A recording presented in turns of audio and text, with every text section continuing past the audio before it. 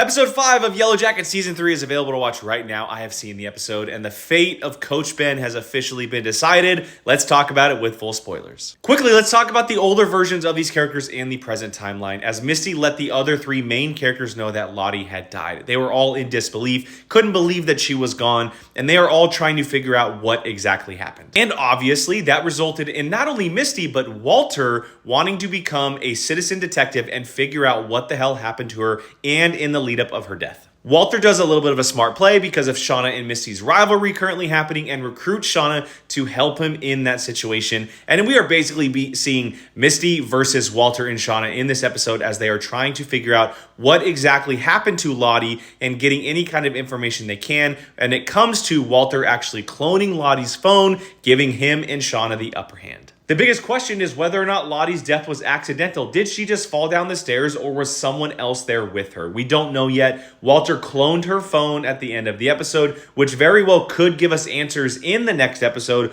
but we don't have any kind of information. For myself, I'm kind of starting to believe that it might have to do with something that happened back in the wilderness. I don't know if it's starting back up again, or if the spirit is something like it's just following them around and kickstarting again 25 years later after what happened in season 2 with Natalie and the sacrifice and everything that happened at Lottie's compound. And hopefully we find out soon, because I really don't want to wait 3 or 4 episodes to get that answer. Now, back in the past, 25 years in the past with the younger versions of these characters, we are in the aftermath of Coach Ben's fate. Last week's episode showed us that the girls officially decided that he was guilty. Whether or not he actually burned the house down, they are making him guilty for those crimes. And because they have decided that he is guilty, and because they are all in on the wilderness spirit and everything that they have done as far as rituals and what we have seen in the past with the cards, they go back to the cards. The person who draws the king card is going to be responsible for shooting Coach Ben, and that comes down to Ty. In the episode, we see that Van and Ty are trying to figure out a way to summon her darker side to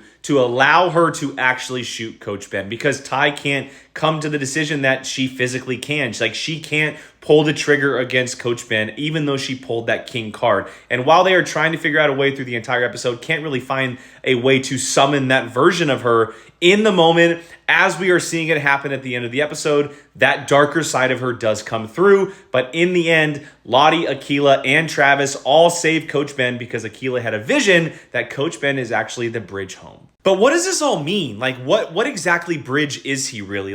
In the vision we saw from Akilah, he was laying down across a gorge that separated the wilderness and distant lights of a city in the background. And Akilah was walking across it, using him as the bridge to get home. But what does that mean? Is it actually a bridge to get home? Is he going to be responsible in helping